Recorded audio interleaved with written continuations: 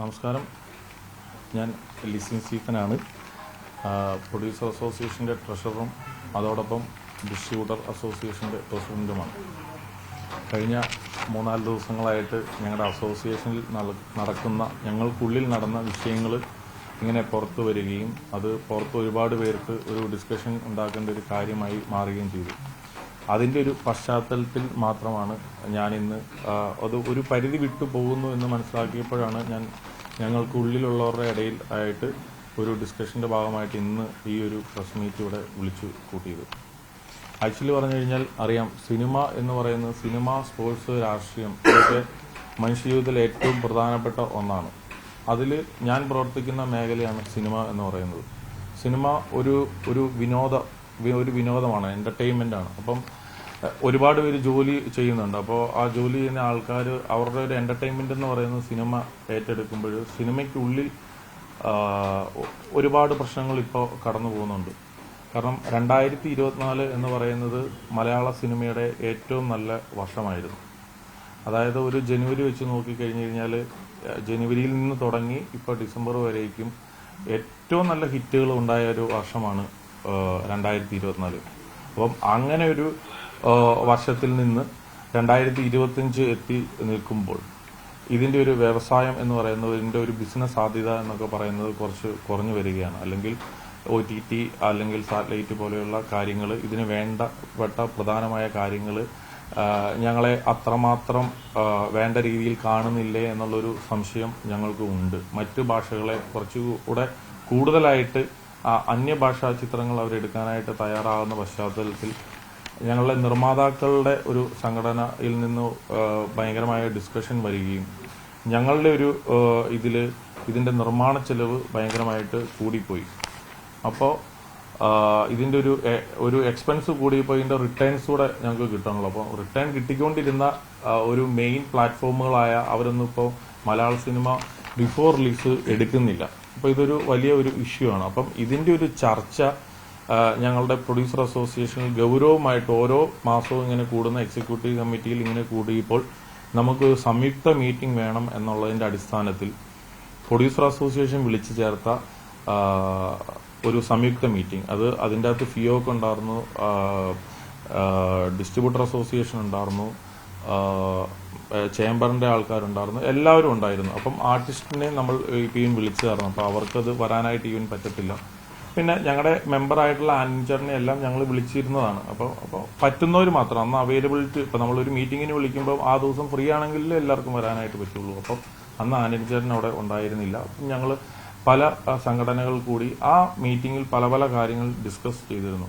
അപ്പോൾ അതിൽ ഡിസ്കഷൻ ഒരുപാട് കാര്യങ്ങൾ വന്നിരുന്നെങ്കിലും ഞാൻ നിങ്ങളുടെ അടുത്ത് ഒരു 1-2 കാര്യങ്ങൾ മാത്രം പറയുവാണ് എന്താണ് ഡിസ്കസ് ചെയ്തിരുന്നത് എന്നുള്ളത്.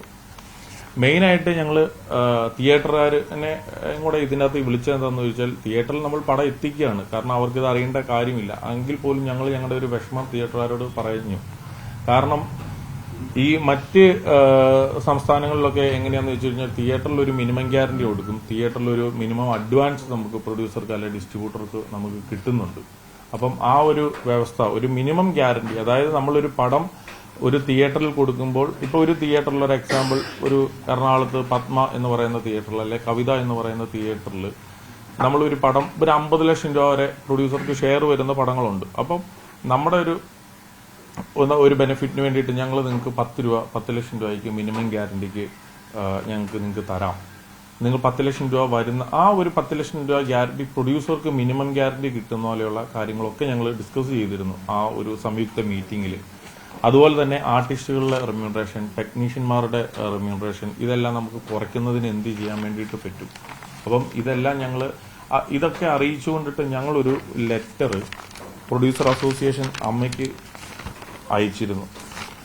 ആ ലെറ്ററിൽ പറയുന്നത് എന്താണെന്ന് വെച്ച് കഴിഞ്ഞാൽ, ഞങ്ങൾ ഷൂട്ടിംഗ് സമയത്ത് ഞങ്ങൾ 30% ആർട്ടിസ്റ്റുകൾ, അതായത് 5 ലക്ഷം രൂപയ്ക്ക് മുകളിലുള്ള ആർട്ടിസ്റ്റുകൾക്ക് ഷൂട്ടിംഗ് ടൈമിൽ അതിൻ്റെ ഒരു 30%, ഡബ്ബിംഗ് സമയത്ത് ഞങ്ങളൊരു 30%, ബാക്കി 40% എന്ന് പറയുന്നത് ബിഫോർ റിലീസ്. അപ്പം നിങ്ങൾക്കറിയാം, ഡബ്ബിംഗ് കഴിഞ്ഞ് കഴിയുമ്പോൾ ആർട്ടിസ്റ്റുകൾക്ക് ഒരു ഹോൾഡ് ഇല്ല, പ്രൊഡ്യൂസർ തരാതിരിക്കാം. അപ്പം അതിനുള്ള ഒരു ഉത്തരവാദിത്വം പ്രൊഡ്യൂസർ അസോസിയേഷൻ ഏറ്റെടുത്തുകൊണ്ടിട്ട് ആ ബാക്കി വരുന്ന 40% എന്ന് പറയുന്നത് ആർട്ടിസ്റ്റിന് കിട്ടിക്കഴിഞ്ഞിട്ടേ ഉള്ളൂ. പ്രൊഡ്യൂസർ അസോസിയേഷന്റെ ഒരു NOCയും കൂടെ കൊടുത്തു കഴിഞ്ഞാൽ മാത്രമാണ് സെൻസർ ബോർഡിൽ സെൻസർ ചെയ്യാനായിട്ടുള്ള NOC നമുക്ക് കൊടുക്കാനായിട്ട് പറ്റും. അപ്പോൾ ആ ഉത്തരവാദിത്തം പ്രൊഡ്യൂസർ അസോസിയേഷൻ ഏറ്റെടുത്തോളാം എന്ന് പറയുകയും ചെയ്തിട്ട് ഉള്ള ഒരു ലെറ്റർ ഞങ്ങൾ അമ്മ അസോസിയേഷന് അയച്ചിരുന്നു.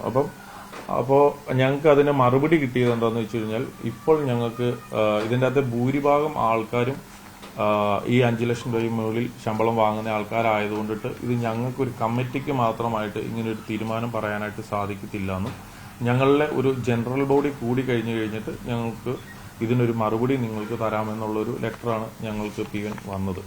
അപ്പോൾ അതിന്റെ അടിസ്ഥാനത്തിൽ ഇപ്പം അവരുടെ ജനറൽ ബോഡി കൂടുന്നത് വരെ ഞങ്ങൾക്കിത് വെയിറ്റ് ചെയ്യാനായിട്ട് പറ്റത്തില്ല. അമ്മ എന്ന് പറയുന്ന സംഘടനയായിട്ട് പ്രൊഡ്യൂസർ അസോസിയേഷന് വളരെയധികം നല്ല ബന്ധത്തിലാണ് പൊയ്ക്കൊണ്ടിട്ടിരിക്കുന്നത്. കാരണം എടുത്തു പറയേണ്ടത്, ഈ ഇടെ പ്രൊഡ്യൂസർ അസോസിയേഷൻ അമ്മയായിട്ട് ചേർന്നിട്ടുള്ള ഒരു അമ്മ ഷോ ഞങ്ങൾ മനോരമ ചാനലിൽ നടത്തിയിരുന്നു. അങ്ങനെയാണ് പ്രൊഡ്യൂസർ അസോസിയേഷന്റെ ഒരു കടബാധ്യത പോലും തീർന്നത്. അപ്പം അത്രയും നല്ലൊരു റാപ്പോ ഞങ്ങൾക്കുള്ളിലുണ്ട്.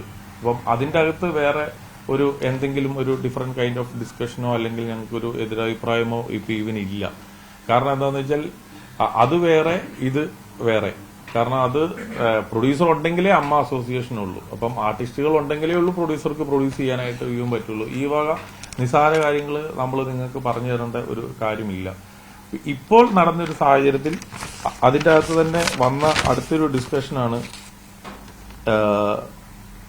ഈ ടാക്സിന്റെ പ്രോബ്ലം, ഡബിൾ ടാക്സ്. ഇപ്പൊ നമുക്കറിയാം, നമ്മളിപ്പോ ഏത് സാധനം വാങ്ങുമ്പോഴും ഒരു സംഭവം ഒരു കടയിൽ നിന്ന് വാങ്ങുവാണെങ്കിൽ, സാധനം വാങ്ങുവാണെങ്കിൽ അതിനൊരു ടാക്സ് ഉണ്ട്.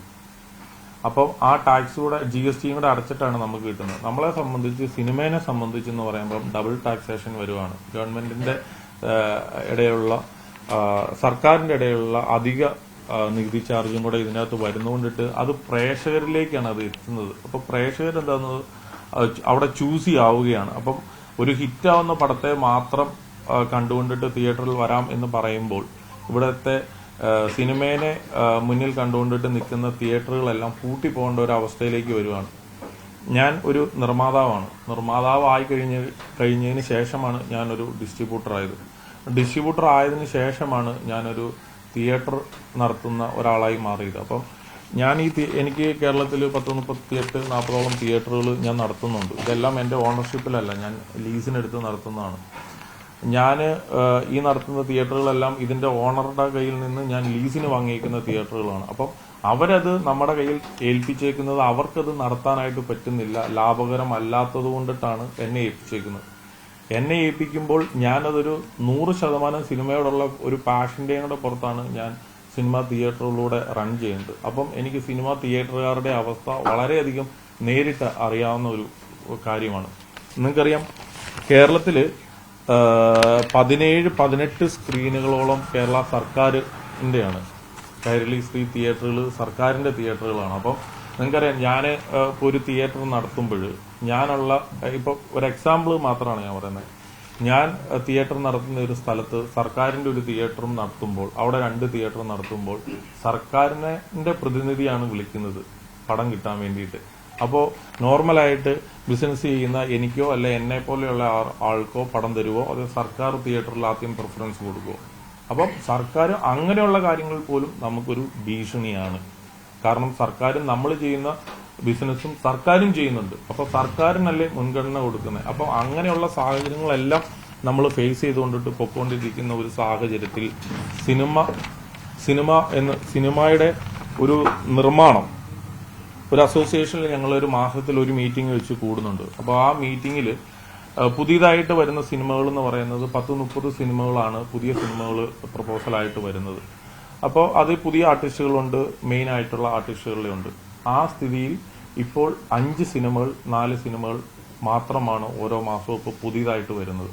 അതിൽ പോലും നമുക്കറിയാം, നമ്മളൊരു പേപ്പർ എടുത്ത് നോക്കുമ്പോൾ, ഒരു ആപ്ലിക്കേഷൻ എടുത്ത് നോക്കുമ്പോൾ അതിൻ്റെ അകത്ത് അട്രാക്ഷൻ ഉള്ള സിനിമകൾ എന്ന് പറയുന്നത് വിരലിൽ എണ്ണാൻ പോലും ഉള്ളതില്ല, അല്ലെങ്കിൽ നമുക്ക് പറയാൻ പോലും പറ്റുന്ന സിനിമകളില്ല. അപ്പൊ അത്രയും ഒരു തരത്തിലേക്ക് സിനിമയുടെ ഒരു ബിസിനസ് ആയിക്കോട്ടെ, പുതിയ സിനിമകൾ ആരംഭിക്കുന്ന ആയിക്കോട്ടെ, എല്ലാം താന്നു പോകുന്ന സ്ഥിതിക്ക് നമ്മൾ അനവധി കാര്യങ്ങൾ ഫേസ് ചെയ്തുകൊണ്ടിട്ടിരിക്കുകയാണ്. ഈ കാര്യങ്ങളെല്ലാം മുൻനിർത്തിക്കൊണ്ടിട്ടാണ് ഞങ്ങൾ ഈ സംയുക്ത മീറ്റിംഗ് നടത്തിയത്. ഈ മീറ്റിംഗ് കഴിഞ്ഞപ്പോൾ ഞാൻ ഉണ്ടായിരുന്നു, ഫിയോക്ക് ഉണ്ടായിരുന്നു, ഫെഫ്കെ ഉണ്ടായിരുന്നു, ബാക്കി മറ്റ് ഡിസ്ട്രിബ്യൂട്ടർ അസോസിയേഷന്റെ ആൾക്കാരുണ്ടായിരുന്നു. എല്ലാം കൂടെ ഉള്ള ഒരു മീറ്റിംഗ് ആയിരുന്നു. അത് കഴിഞ്ഞപ്പോൾ ഒരു പ്രസ് മീറ്റ് ഉള്ള വിവരം ആക്ച്വലി എനിക്കറിയത്തില്ലായിരുന്നു. ഞാനൊക്കെ അതിൽ നിന്ന് പോയി, എനിക്ക് വേറെ കാര്യങ്ങളുള്ളതുകൊണ്ടിട്ടും വേറെ പടങ്ങൾ ഷൂട്ട് നടക്കുന്നതുകൊണ്ടിട്ടും അതിൽ പങ്കെടുത്തിട്ട് പോയി. അത് കഴിഞ്ഞപ്പോൾ പ്രസ് മീറ്റിൽ പങ്കെടുക്കാൻ വേണ്ടിയിട്ടാണ്. അപ്പോൾ നമ്മുടെ അസോസിയേഷന്റെ ഭാഗമായിട്ട് ആൻഡോ ജോസഫ്, ഞങ്ങളുടെ പ്രസിഡന്റ്, വേറെ ഒരു പടത്തിന്റെ, ഒരു വലിയ പടത്തിന്റെ കാര്യമായിട്ട് അതിന്റെ തിരക്കിലായതുകൊണ്ടിട്ട് അതിന്റെ ചുമതലയുള്ളത് വൈസ് പ്രസിഡന്റുമാരാണ്. വൈസ് പ്രസിഡന്റ് എന്ന് പറയുന്നത് സിനിമ നിർമ്മാതാവ് ജി സുരേഷ് കുമാറും സിയാദ് വോക്കറുമാണ് വൈസ് പ്രസിഡന്റുമാർ. അപ്പം അവരെല്ലാവരും ആ പ്രസ് മീറ്റിൽ ഉണ്ടായിരുന്നു. അന്ന് അവര് പറഞ്ഞ ഒരു കാര്യത്തിന്റെ അടിസ്ഥാനത്തിലാണ് ചില എന്താ പറയുക അസ്വാരസ്യങ്ങൾ ഞങ്ങളുടെ ഇടയ്ക്ക് ഈവൻ ഉണ്ടായത്. അങ്ങനെ ഞങ്ങളുടെ ഏറ്റവും പ്രിയപ്പെട്ട ഞങ്ങളുടെ മെമ്പർ, ഇപ്പം എന്നേക്കാളും എന്റെ അസോസിയേഷനിൽ എന്നേക്കാളും വേണ്ടപ്പെട്ട പ്രിയപ്പെട്ട മെമ്പറാണ് ആന്റണി പെരുമ്പാവൂർ എന്ന് പറയുന്ന വ്യക്തിയും അല്ലെങ്കിൽ സുരേഷ് കുമാർ എന്ന് പറയുന്ന വ്യക്തിയും. അപ്പൊ അവര് തമ്മിൽ ഒരു ടേബിളിന് മുന്നിൽ ഇരുന്ന് കഴിഞ്ഞാൽ ഡിസ്കഷൻ തീരേണ്ട ഒരു കാര്യം ഒരു പത്ര സമ്മേളനത്തിൽ പറഞ്ഞുപോയി. അതിന്റെ അടിസ്ഥാനത്തിൽ ഒരു ഫേസ്ബുക്കിൽ കൂടെ ഒരു ലെറ്റർ വരുന്നു. ഇതൊക്കെ എത്രത്തോളം ആവശ്യമുള്ളതായിരുന്നു എന്ന് ചോദിച്ചു കഴിഞ്ഞാൽ എനിക്ക് ഇപ്പം അറിയില്ല. അപ്പം ഒരാളുടെ പടത്തിന്റെ ഒരു ബഡ്ജറ്റ് അല്ലെങ്കിൽ ബഡ്ജറ്റിനെ സംബന്ധിക്കുന്ന കാര്യം അസോസിയേഷനിൽപ്പെട്ട വൈസ് പ്രസിഡന്റ് പറഞ്ഞു എന്നുള്ളതാണ് മെയിനായിട്ട് ആന്റണി ചേട്ടനെ അങ്ങനെ ഒരു ഫേസ്ബുക്ക് പോസ്റ്റ് ഇടാനായിട്ടുള്ള ഒരു കാര്യം എന്നാണ് എനിക്ക് മനസ്സിലായത്. തീർച്ചയായിട്ടും ഒരു പടം നിർമ്മിക്കുന്ന നിർമ്മാതാവിന് അവരുടേതായ ടെൻഷൻസ് ഉണ്ട്. അത് ബിസിനസ് ചെയ്ത് തീർക്കുന്നവരെ. കാരണം അവർ ഇപ്പൊ ഞാനാണെങ്കിൽ ഇപ്പോൾ 2-3 പടങ്ങൾ നിർമ്മിച്ചുകൊണ്ടിട്ടിരിപ്പുണ്ട്. അപ്പൊ നമ്മള് തിയേറ്ററുകാരുടെ മുന്നിൽ ഈ സിനിമ എത്തുന്നതിന് മുമ്പ് ഇതൊക്കെ ബിസിനസ് ചെയ്യേണ്ടതായിട്ടുണ്ട്. അപ്പൊ ബിസിനസ് ചെയ്യുന്നതിന്റെ ഇടയ്ക്ക് പല കാര്യങ്ങളും റിവീൽ ചെയ്യുമ്പോൾ അവർക്കുണ്ടാകുന്ന ഒരു ബുദ്ധിമുട്ട് രേഖപ്പെടുത്തി എന്നുള്ളത് മാത്രമേ ഉള്ളൂ. അപ്പൊ അത് പിന്നെ അൺവാണ്ടഡ് ആയിട്ട് നിങ്ങൾക്കറിയാം, ഒരു ഇൻകം ടാക്സ് ഇപ്പൊ റെയ്ഡ് വന്നു കഴിഞ്ഞാൽ പോലും പല സ്ഥലത്ത് റെയ്ഡ് പോകുന്നുണ്ടെങ്കിൽ സിനിമയ്ക്ക് ഒരു പ്രത്യേകത കൊടുത്തിട്ട് സിനിമാ ന്യൂസുകൾ എപ്പോഴും ഷെയർ ചെയ്യാറുണ്ട്, അല്ലെ വാർത്തകൾ കൂടുതൽ വരാറുണ്ട്. എന്ന് പറഞ്ഞ പോലെ സിനിമയുടെ കാര്യം ആയതുകൊണ്ടിട്ട് ഇങ്ങനെ ഓരോരുത്തർ ഷെയർ ചെയ്യാനായിട്ട് തുടങ്ങി. അപ്പം ഞങ്ങളുടെ സംഘടനകളിലും അത് പലതരം ടോക്കുകൾക്ക് വഴി തെളിച്ചു.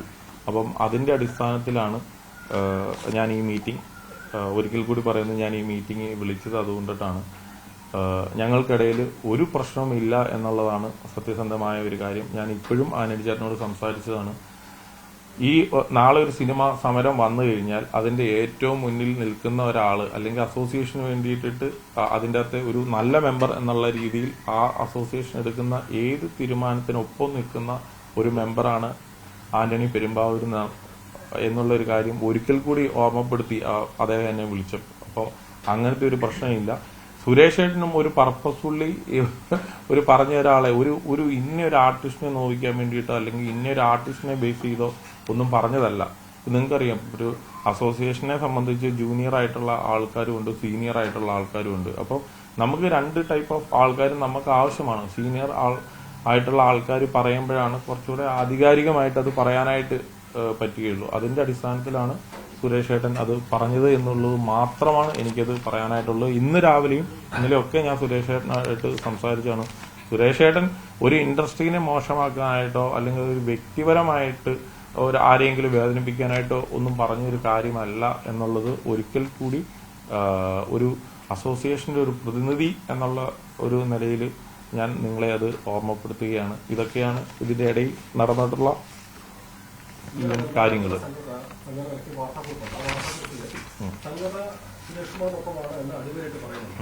അതിനുശേഷം അതിന് മറുപടി എന്നോണമാണ് മോഹൻലാൽ ആന്റണി പെരുമ്പാവൂരിന്റെ പോസ്റ്റ് ആദ്യം ഇട്ട പോസ്റ്റ് ഷെയർ ചെയ്തുകൊണ്ട് ആന്റണി പെരുമ്പാവൂർ പിന്തുണ പ്രഖ്യാപിക്കുന്നു. അതിനെന്താ നമ്മൾ മനസ്സിലാക്കേണ്ടത്? അല്ല, തീർച്ചയായിട്ടും ഇപ്പം ഞാനും സുരേഷ് ഏട്ടനൊപ്പം തന്നെയാണ്. ഈ സുരേഷ് ഏട്ടനൊപ്പം തന്നെ എന്ന് പറയുമ്പം ആന്റണി പെരുമ്പാവൂരും സുരേഷ് കുമാറിനൊപ്പം തന്നെയാണ്. പക്ഷെ അങ്ങ് സുരേഷ് കുമാർ ഇപ്പൊ അല്ല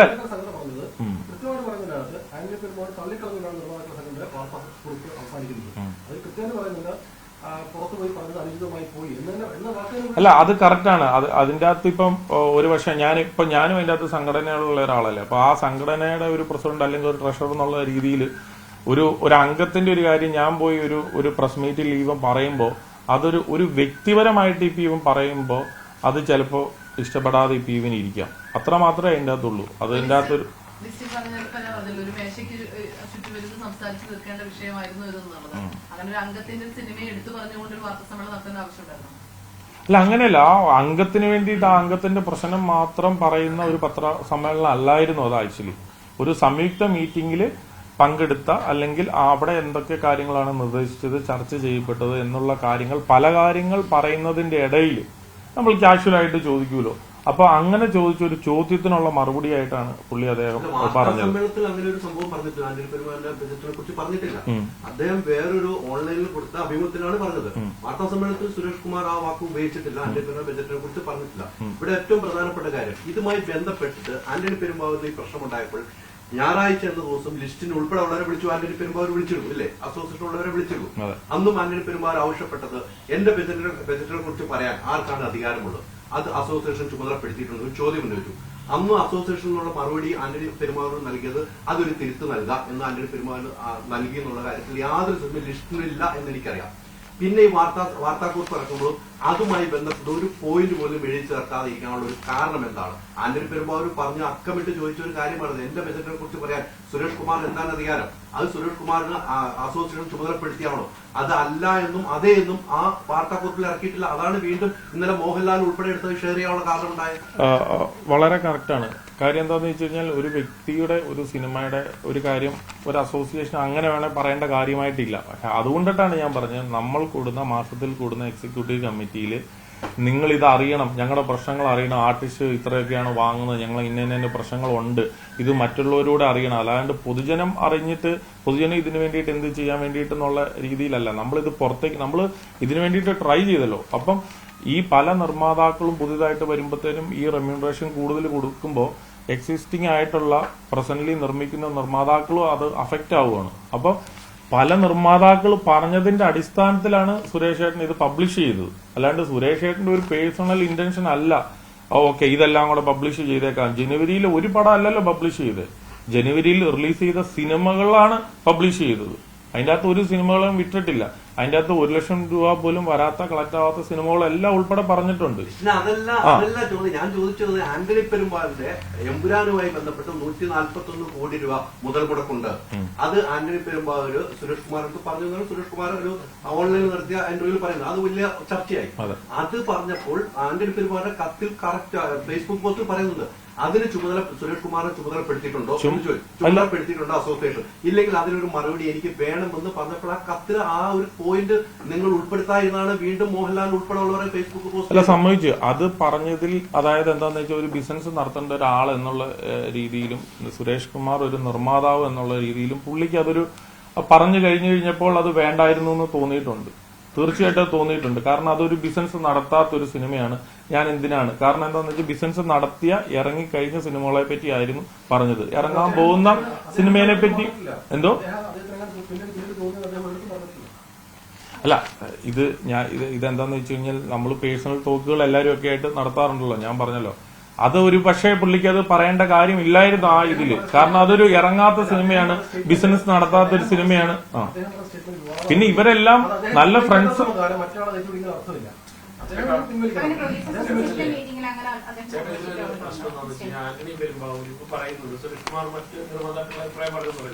അപ്പോൾ ആന്റണി പെരുമാവൂർ ഇത് സംഘടനയെ പറയാതെ ഫേസ്ബുക്കിൽ എഴുതിയിട്ട് തെറ്റായ നടപടിയല്ലേ? അല്ല, ഞാൻ പറഞ്ഞല്ലോ, പുള്ളിയുടെ അദ്ദേഹത്തിന്റെ ഒരു വിഷമം ഇവൻ അറിയിച്ചു എന്നുള്ളത് മാത്രമാണ്. ഇവര് തമ്മിൽ നല്ല തിക് ഫ്രണ്ട്സ് ആണ്. ലാലേട്ടനായിക്കോട്ടെ, സുരേഷ് ഏട്ടനായിക്കോട്ടെ, ആന്റണി ചേട്ടനായിക്കോട്ടെ, എല്ലാവരും നല്ല ഫ്രണ്ട്സ് ആണ്. അതിന്റെ അകത്ത് യാതൊരു ഡൗട്ടും ഇല്ല. പക്ഷെ ഒരു കാര്യം വന്നു, പക്ഷെ അതൊരു പബ്ലിക് ഫോറത്തിൽ കൂടെ വന്നു പോയി, അല്ലെങ്കിൽ ഒരു മാധ്യമത്തിൽ കൂടി അത് പറഞ്ഞു, വേറൊരാൾ ഒരു ഫേസ്ബുക്കിൽ കൂടെ ഒരു പോസ്റ്റ് ഇട്ടു. നിങ്ങൾ പ്രതികരിക്കുന്ന സംഘടന തന്നെ ആന്റണി പെരുമാറിന്റെ നിലപാട് തള്ളിക്കൊടുക്കുന്ന വാർത്തകൾ പറഞ്ഞു. ഇന്നിപ്പോ നിങ്ങൾക്ക് ഈ പറഞ്ഞ വാദം എന്താണെന്ന് മനസ്സിലാവും. എങ്ങനെ ഇന്നലെ കൃത്യമായിട്ട് ആന്റണി പെരുമാർ നിലപാട് തള്ളിക്കൊടുക്കുന്ന വാർത്തകൾ പറഞ്ഞു. അത് വായിപ്പോയി പുറത്തു പോയത് എന്ത് വായിപ്പോയി പറയാൻ നിലപാട് തള്ളി. അല്ല തീർച്ചയായിട്ടും ഒരു സംഘടന എന്നുള്ള ഒരു നിലയ്ക്ക് അങ്ങനെ ഒരു ലെറ്റർ എഴുതണല്ലോ. കാരണം അതിന്റെ അകത്ത് ഒരു മെമ്പർ കാട്ടി, ഇപ്പൊ ഞാൻ ചെയ്തിട്ട് അമ്മ അസോസിയേഷനിൽ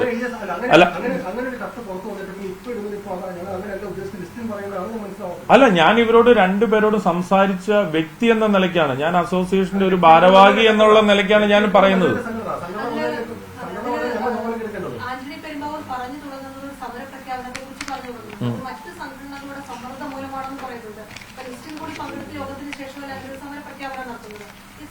അല്ല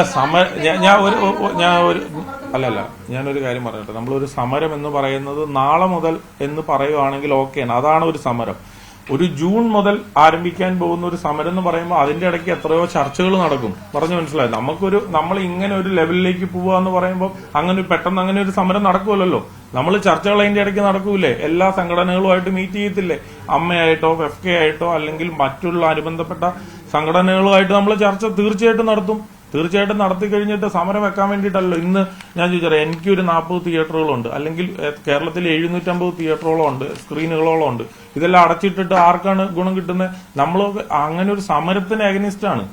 പറഞ്ഞു മനസ്സിലാവും? പക്ഷെ ഒരു സംഘടന എന്ന് പറയുമ്പം അത് പറഞ്ഞു പോവും. അല്ലെങ്കിൽ എന്താ സമരം ആണ്, അല്ലെങ്കിൽ ഇവിടെ എല്ലാവർക്കും ജീവിക്കണ്ടേ? ഞാനൊരു പ്രൊഡ്യൂസറായിട്ട് വന്ന് നിന്ന് വളർന്ന ഒരാളാണ്. അപ്പൊ എന്താന്ന് വെച്ച് കഴിഞ്ഞാൽ അവിടെ ഒരു ഇഷ്യൂ ഉണ്ടെങ്കിൽ അത് ചർച്ച ചെയ്യാൻ വേണ്ടിയിട്ട് ഒരു അവസരം വേണം. അപ്പൊ ആ അവസരത്തിന് വേണ്ടിയിട്ട് നമ്മൾ പറയും. ഇപ്പൊ സർക്കാർ പറയാറില്ലേ, അല്ലെങ്കിൽ പ്രതിപക്ഷം പറയാറില്ല ഞങ്ങൾ ഇങ്ങനെ സമരം വെക്കുന്നു, ഇന്ന രീതി ഹർത്താൽ ഉണ്ടാവുന്നു. ആ പറയുന്നതിന് മുമ്പ് തന്നെ അത് പ്രശ്നം പരിഹരിക്കത്തില്ലേ? അപ്പൊ അല്ലല്ല പ്രശ്നം ഒരു മിനിറ്റ്, അങ്ങനെ ഒരു എക്സാക്ട് ആയിട്ട് ഒരു ഡേറ്റിൽ ഒരു സമരമായിട്ട് ഞങ്ങൾ ഇങ്ങനെ ഉദ്ദേശിക്കുന്നു, ഞങ്ങൾ ഇങ്ങനെയൊന്നും നടന്നില്ലെങ്കിൽ ചിലപ്പോൾ സമരത്തിലേക്ക് പോവാം, അങ്ങനെയാണ്. അല്ല അല്ലല്ല ഇപ്പൊ വാക്കുകൾ ഇപ്പൊ ആർക്കും വന്നിട്ട് ഈവൻ ചെറുതായിട്ട് തെറ്റിപ്പോവാലോ. പറഞ്ഞു മനസ്സിലായോ? അല്ലാണ്ട് നമ്മൾ ജൂൺ 1-ാം തീയതി മുതൽ സമരം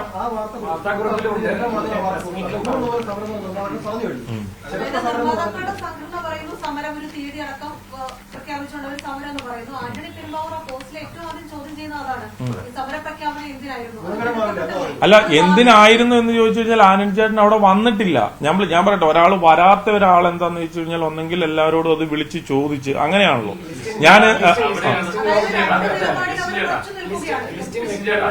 അല്ല ഒരാൾ ചോദിച്ചാൽ എനിക്ക് അങ്ങോട്ടോ ഇങ്ങോട്ടോ നോക്കാം, അതുകൊണ്ടാണ് ഞാൻ പറഞ്ഞത്. അല്ല ഒരു സെക്കൻഡ്, ഞാൻ ഒരിക്കലും സമരത്തിന് അനുകൂലമായിട്ടുള്ള ഒരാളല്ല. ഞാൻ ആ സംഘടനയിൽ നിൽക്കുമ്പോൾ അങ്ങനെ ഒരു സമരത്തിനെ വന്നിട്ട് നമ്മൾ 100% പിന്തുണയ്ക്കും. കാരണം എന്തിനും സമരം അല്ലല്ലോ പരിഹാരം. സമരത്തിന് മുന്നേ നമുക്ക് എന്ത് കാര്യങ്ങൾ ചർച്ചകളിലൂടെ പരിഹരിക്കാലോ. ചർച്ച ചെയ്ത് പരിഹരിക്കാൻ പറ്റാത്ത ഒരു വിഷയം ഇൻഡസ്ട്രിയിൽ ഇല്ല എന്നേ ഉദ്ദേശിച്ചുള്ളൂ. എന്താണ് ഇപ്പോ ദിനു അങ്ങനെ എടുക്കുവാണെങ്കിൽ എനിക്കിപ്പോ ഒന്നും പറയാനില്ല. ഞാൻ പറഞ്ഞു ഞങ്ങളുടെ സംഘടനയിൽ അങ്ങനെ ഒരു ഭിന്നത ഇല്ല. ഞങ്ങളുടെ ഒരു മിനിറ്റ് ഇവിടെ പ്രശ്നം എന്താണെന്ന് വെച്ചാൽ ഇപ്പോഴും ചേട്ടൻ പറയുന്നത് ആന്റണി പെരുമ്പാവൂർ യോഗത്തിൽ പങ്കെടുത്തിട്ടില്ലാന്ന്. പിന്നീട് അദ്ദേഹം കുറിപ്പിട്ടത് ഭയങ്കര തെറ്റായ നടപടിയല്ലേ? അല്ല ആനന്ദ് ചേട്ടന്റെ ഒരു വികാരം ഞാൻ പറഞ്ഞ മനസ്സിലായോ? അതായത് പുള്ളിയുടെ ഒരു വികാരം എന്താന്ന് വെച്ച് കഴിഞ്ഞാൽ എന്റെ സിനിമേനെ പറ്റി വേറൊരാൾക്ക് പറയാൻ വേണ്ടി അതിന്റെ ഒരു ബഡ്ജറ്റും മറ്റു കാര്യങ്ങളും ഒക്കെ ഇപ്പം പറയാൻ വേണ്ടിയിട്ട് ആരാണ് ചുമതലപ്പെടുത്തിയത് എന്നുള്ള രീതിയിലാണ്. സുരേഷ് ഏട്ടൻ ഒരു ഫ്രണ്ട്, നമുക്കിപ്പോ ചില ഫ്രീഡം ഉണ്ടാവുമല്ലോ. പറഞ്ഞു മനസ്സിലായോ? അപ്പൊ അതിന്റെ ഒരു വെളിച്ചത്തിൽ അല്ലെങ്കിൽ ഒരു കാഷ്വൽ ടോക്കിൽ ഇവരൊക്കെ നടത്തിയ ഒരു ടോക്കിന്റെ അടിസ്ഥാനത്തിലോ അല്ലെങ്കിൽ ആ ഒരു കാര്യങ്ങൾ വെച്ചിട്ടായിരിക്കാം സുരേഷ് ഏട്ടൻ അത് പറഞ്ഞത്. അത്രേ ഉള്ളൂ. ഇപ്പൊ സമരം പ്രഖ്യാപിച്ച് വാർത്താ സമ്മേളനം നടത്തിയത് വൈസ് പ്രസിഡന്റാണ്. ലിസ്റ്റിൻ പറയുന്നത് സമരത്തിന് ഒപ്പമില്ല. അല്ല അങ്ങനെയല്ല, സമരത്തിന് ഒപ്പമില്ല. അല്ലല്ല ഒരു മിനിറ്റ്, ഞാൻ പറയുന്നത് നിങ്ങൾ വീണ്ടും തെറ്റിദ്ധരിപ്പിച്ചിട്ട് എനിക്ക് പണി കിട്ടുന്ന പോലെ ആക്കരുത്. അതുകൊണ്ടിട്ടല്ല ഞാൻ പറഞ്ഞത്. അല്ലല്ല ഞാൻ പറഞ്ഞത് ജൂൺ 1-ന് നമ്മൾ സമരത്തിലേക്ക് പോകുമെന്ന് പറഞ്ഞു കഴിഞ്ഞാല് ഇതൊന്നും നടന്നില്ല എങ്കിൽ ഞങ്ങൾ ആ ഘട്ടത്തിലേക്ക് അങ്ങനെ തീരുമാനിക്കേണ്ടതായിട്ട് വരും എന്നാണ് അവിടെ ഡിസ്കസ് ചെയ്തത്. അല്ലല്ല അതാണ് ഞാൻ പറയുന്നത്. ഇപ്പൊ ഓരോരുത്തർ ഓരോ കാര്യങ്ങൾ സംസാരിക്കുമ്പോൾ ഓരോ വിധത്തിൽ സംസാര ശൈലി ഇപ്പൊ ഞാൻ ചോദിച്ചല്ലേ തിരുവനന്തപുരം ഭാഷയാണോ എറണാകുളത്തുള്ള എറണാകുളം ഭാഷയാണോ കോഴിക്കോടുള്ളത്? പിന്നെ ഓക്കെ ഞാൻ പറഞ്ഞല്ലോ, നമ്മൾ ഒരിക്കലും ഒരു സമരത്തെ അനുകൂലിക്കുന്ന ഒരാളല്ല ഒരിക്കലും. എന്ന് വെച്ച് അവിടെ ഇങ്ങനെ ഒരു ഇഷ്യൂ ഉണ്ടായി കഴിയുമ്പോൾ നമ്മൾ അതിനോടൊപ്പം അത് പരിഹരിക്കാൻ വേണ്ടിയിട്ട് നിൽക്കുന്ന ആളാണ്. അല്ലെങ്കിൽ ഇഷ്യൂവിനെ വന്നിട്ട് അതൊരു മൂർച്ഛിതാവസ്ഥയിൽ എത്തിക്കേണ്ട ഒരാളല്ല. ഒരു ഇന്നോ നാളെയോ അല്ലല്ലോ സമരം വെച്ചേക്കുന്നത്. ഇതൊന്നും വന്നില്ലെങ്കിൽ ജൂൺ മാസത്തിലാണ് ഇനിയും കിടക്കുന്നു. ഇത് ഫെബ്രുവരി ഉണ്ട്, മാർച്ച് ഉണ്ട്, ഏപ്രിൽ ഉണ്ട്, മെയ് ഉണ്ട്. ഇതൊക്കെ കഴിഞ്ഞിട്ടാ ജൂൺ വരുന്നത്. സമരത്തിൽ ഞാൻ അനുകൂലിക്കുന്നില്ല എന്നുള്ളത് ഈ തീരുമാനം സംഘടന എടുക്കുന്ന മുമ്പ് സംഘടന പറഞ്ഞു. ആ യോഗത്തിൽ പങ്കെടുത്ത ആളാണല്ലോ, അവിടെ പറഞ്ഞോ? ഞാൻ പറഞ്ഞല്ലോ ആ ഒരു സമയത്ത് ഈ ഒരു പ്രസ് മീറ്റ് കൊടുക്കുന്ന ഒരു സമയത്ത് ഞാനില്ല. ഇപ്പൊ അങ്ങനെ ഒരു ഡിസ്കഷൻ പോയിന്റ് നമ്മൾ ഇതൊന്നും നടന്നില്ല എങ്കിൽ ഉള്ളിൽ ചർച്ച നടത്തില്ല. സമരം വേണമെന്ന് ഉള്ളിൽ ചർച്ച നടത്തില്ല. യോഗത്തിൽ ഉള്ളിൽ സമരം വേണമെന്ന് തീരുമാനമുണ്ടായോ? ഒന്നും നടന്നില്ല. നമുക്ക് അനുകൂലമായിട്ട് ഒരു പരിപാടികൾ നടക്കുന്നില്ല എങ്കിൽ നമുക്കൊരു സമരത്തിലേക്ക് പോകാമെന്ന് എല്ലാ സംഘടനകൾ കൂടി ചർച്ച ഉണ്ടായി. നമുക്ക് പോകാമെന്നുള്ളത്. ആ പോകുന്നതിന് മുമ്പ് ഡിസ്കഷൻസ് ഉണ്ടല്ലോ. അതെന്താണ് ജൂൺ മുതൽ എങ്ങനെ ജൂൺ മാസം നമ്മൾ പറഞ്ഞുള്ളൂ. ജൂൺ 1 എന്ന് പറഞ്ഞിട്ടില്ല, ജൂൺ മാസം എന്ന് പറഞ്ഞു. അല്ല ഒരു സെക്കൻഡ്, അത് സംഘടനയ്ക്കുള്ളിൽ അങ്ങനെയാണല്ലോ. ഞാൻ എന്താന്ന് ചോദിച്ചാൽ നിങ്ങൾ ഒരു കാര്യം മനസ്സിലാക്കണം. കാരണം ഇപ്പോ നമ്മുടെ ഷെയ്ൻ നിഗം അല്ലെങ്കിൽ ശ്രീനാഥ് ബാസി എന്ന് പറയുന്ന ഒരാൾ പല പടങ്ങൾക്ക് പ്രശ്നം ഉണ്ടായി കഴിഞ്ഞപ്പോൾ ഈ സംഘടനയാണ് ആ പടങ്ങളിൽ ആ പ്രശ്നം ഉണ്ടായ പടങ്ങളിലെല്ലാം സോർട്ട് ഔട്ട് ചെയ്ത്. സംഘടന നമുക്ക് ആവശ്യമാണ്. ഇപ്പോ കാർണിവൽ എന്ന് പറയുന്ന തിയേറ്റർ ഗ്രൂപ്പ് ഉണ്ട്. എല്ലാവർക്കും 8, 10, 20 അല്ല മനസ്സിലാക്കേണ്ടതായിട്ടുണ്ട്. സംഘടന എന്തിനാണ്? സംഘടനയ്ക്ക് ഒപ്പമാണോ സംഘടനയ്ക്ക് എതിരെ? കൺഫ്യൂസ് അല്ല സംഘടനയ്ക്ക് ലിസ്റ്റിൻ സംഘടനയ്ക്ക് ഒപ്പമാണോ അല്ലയോ എന്നുള്ള ചോദ്യത്തിലാണ് എന്തുകൊണ്ടിട്ട് സംഘടന 100% സംഘടനയ്ക്ക് ഒപ്പം തന്നെയാണ്. ഒരു മിനിറ്റ് ഒരു ചർച്ച നടത്തുമ്പോ നമുക്ക് എല്ലാവർക്കും ഒരേ തീരുമാനമാണോ? മജോറിറ്റി തീരുമാനമല്ലേ പാസ്സാക്കുന്നത്? ഇപ്പൊ ഒരു ഇലക്ഷൻ നടക്കുമ്പോ കൂടുതൽ വോട്ട് കിട്ടുന്ന ആളല്ലേ ജയിക്കുന്നത്? അല്ലെ അങ്ങനെയല്ലേ ജയിക്കുന്നത്? എനിക്ക് അങ്ങനെയാ മനസ്സിലായിട്ടുള്ളത്. ഞാൻ പറഞ്ഞ ഒരു മിനിറ്റ്, കാർണിവൽ ഗ്രൂപ്പ് എന്ന് പറയുന്ന തിയേറ്റർ ഗ്രൂപ്പ് 10 കോടി രൂപയോളം ഞങ്ങൾക്ക് തരാനുണ്ടായിരുന്നു. തിയേറ്റർ സംഘടന ഉള്ളത് കൊണ്ടിട്ടാണ് എല്ലാ പ്രൊഡ്യൂസേഴ്സിനും എല്ലാ ഡിസ്ട്രിബ്യൂട്ടേഴ്സിനും അത് പിരിച്ചു കിട്ടിയത്. അപ്പൊ സംഘടനയ്ക്ക് ഞാൻ ഉൾപ്പെടെ ഉള്ളവര് എല്ലാവരും അത്രത്തോളം പ്രാധാന്യം കൊടുക്കുന്നുണ്ട്. ഞാനിപ്പോ സംഘടനയിലുണ്ട്, അല്ലെങ്കിൽ ഞാൻ ഈ ഒരു അഭിപ്രായത്തോട് എനിക്ക് ഒരു സമരത്തോട് താല്പര്യമില്ല എന്ന് പറഞ്ഞു കഴിഞ്ഞാൽ എന്റെ ഞാൻ ഉൾപ്പെടുന്ന ഒരു സംഘടനയിലെ മജോറിറ്റി ആളുകൾ പറയുകയാണ് നമുക്ക് ഒരു സമരത്തിലേക്ക് പോകാം എന്ന് പറഞ്ഞു കഴിഞ്ഞാൽ ഞാൻ അതിനൊപ്പം തന്നെയാണ്. എന്റെ അഭിപ്രായത്തിന് സംഘടനാ പ്രവർത്തനം വേണം. പക്ഷേ സംഘടനയ്ക്കുള്ളിലുള്ള അംഗങ്ങളിൽ ഏകാഭിപ്രായം വരുന്ന കാര്യങ്ങളാണല്ലോ ഒരു വൈസ് പ്രസിഡന്റ് ആണെങ്കിൽ അത് പറയേണ്ടതുള്ളൂ. അതല്ലാതൊരു കാരണം ഇപ്പൊ ലിസ്റ്റിൽ നിന്ന് മാറ്റി പറയേണ്ട ഒരു കാര്യം ഞാൻ മാറ്റിയല്ല പറഞ്ഞു. ഞാൻ എന്താ ഒരു സെക്കൻഡ് ഞാൻ എന്താ മാറ്റി പറഞ്ഞത്?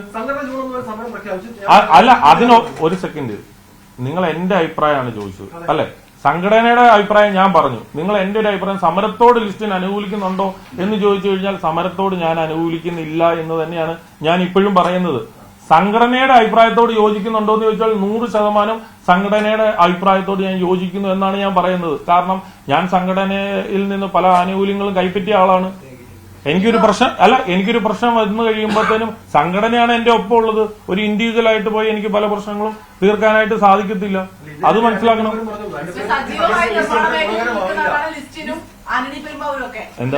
സജീവമായി നിർമ്മാണ മേഖലയിലും സിനിമ റിലീസാകാൻ നിൽക്കുന്ന ആൾക്കാരൊക്കെയാണ് ലിസ്റ്റിനും ആന്റണി പെരുമാവരൊക്കെ. ഇവരൊന്നും സമരത്തിന് അനുകൂലിക്കുന്നത്. അപ്പൊ ഈ സിനിമ ചെയ്യാത്ത ആളുകളാണോ സമരത്തിന് അനുകൂലിക്കുന്നത്? അല്ല ഒരു സെക്കൻഡ്, ഇപ്പൊ സിനിമ ഞാൻ അത് തന്നെയാണ് പറയുന്നത്.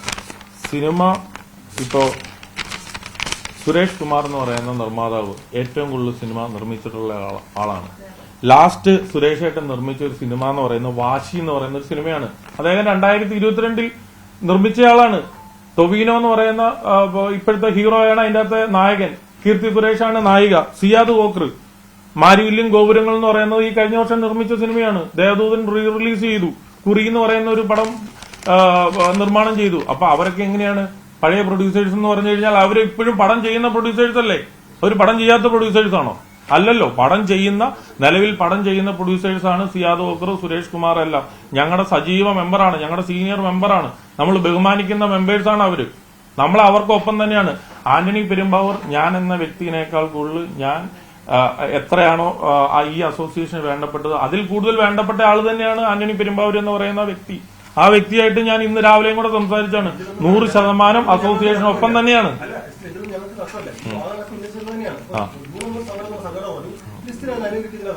ഇത് തന്നെയാണ് ആന്റണി പെരുമ്പാവൂരും പറഞ്ഞത്. ഗുണകരമാവില്ല എന്ന് ആന്റണി പെരുമ്പാവൂർ പറഞ്ഞു. ആന്റണി പെരുമ്പാവൂരാണ് സംഘടന തള്ളിക്കളഞ്ഞത്.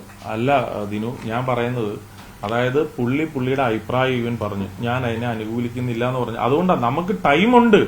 ഫെബ്രുവരി, മാർച്ച്, ഏപ്രിൽ, മെയ്, ജൂൺ വരെ സമയമുണ്ട്. ഇപ്പൊ ഒരു കാര്യം പ്രഖ്യാപിക്കുമ്പോൾ അതിനു വേണ്ടിയിട്ടല്ലേ അത് ഒരു കുറെ സമയം എടുത്ത് മാറ്റി വെച്ചിട്ട് വെച്ചേക്കുന്നത്. അത് നമുക്ക് സോർട്ട് ഔട്ട് ചെയ്യാൻ വേണ്ടിയിട്ടാണല്ലോ. പ്രഖ്യാപനത്തിന്റെ ആവശ്യമുണ്ടോ? എന്തോ സമരമാണെങ്കിൽ പിന്നെ ഒരു പ്രഖ്യാപനത്തിന്റെ അല്ല, ഞാനൊരു കാര്യം ഒരു കാര്യം ചോദിച്ചോട്ടെ. അല്ലല്ല, തീർച്ചയായിട്ടും നമ്മൾ എന്തെങ്കിലും തീരുമാനങ്ങൾ എടുത്തില്ല എങ്കിൽ നമുക്ക് എങ്ങനെയാണ് ഓരോരോ കാര്യങ്ങൾ നമുക്ക് സോർട്ട് ഔട്ട് ചെയ്യാനായിട്ട് പറ്റുന്നത്? അതൊന്ന് പറഞ്ഞോ. അല്ലെങ്കിൽ ഇങ്ങനത്തെ കാര്യങ്ങളൊന്നും എടുക്കുന്നില്ല, അങ്ങനത്തെ ഉള്ള ആളുകളെ മാത്രം ഇതിന്റെ നേതൃസ്ഥാനത്ത് ഇരുത്താം. ഇങ്ങനത്തെ പ്രഖ്യാപനങ്ങളും ഇങ്ങനത്തെ പ്രശ്നങ്ങളും ഒന്നും ഉന്നയിക്കാത്ത, ആർക്കും വായിൽ നിന്ന് സംസാരിക്കുമ്പോൾ ഒരു വാക്ക് പോലും തെറ്റിദ്ധാരണ രീതിയിൽ ആ രീതിയിൽ പോലും വരുത്താത്ത രീതിയിലുള്ള ആൾക്കാരെ ഇതിന്റെ നേതൃസ്ഥാനത്ത് ഇരുത്താം. അപ്പൊ പിന്നെ പ്രശ്നമില്ലല്ലോ. നമുക്കൊക്കെ പ്രശ്നങ്ങളില്ലാതെ കാര്യങ്ങൾ നടന്നു പോകണമെന്ന് മാത്രമേ ഉദ്ദേശിക്കുന്നുള്ളൂ.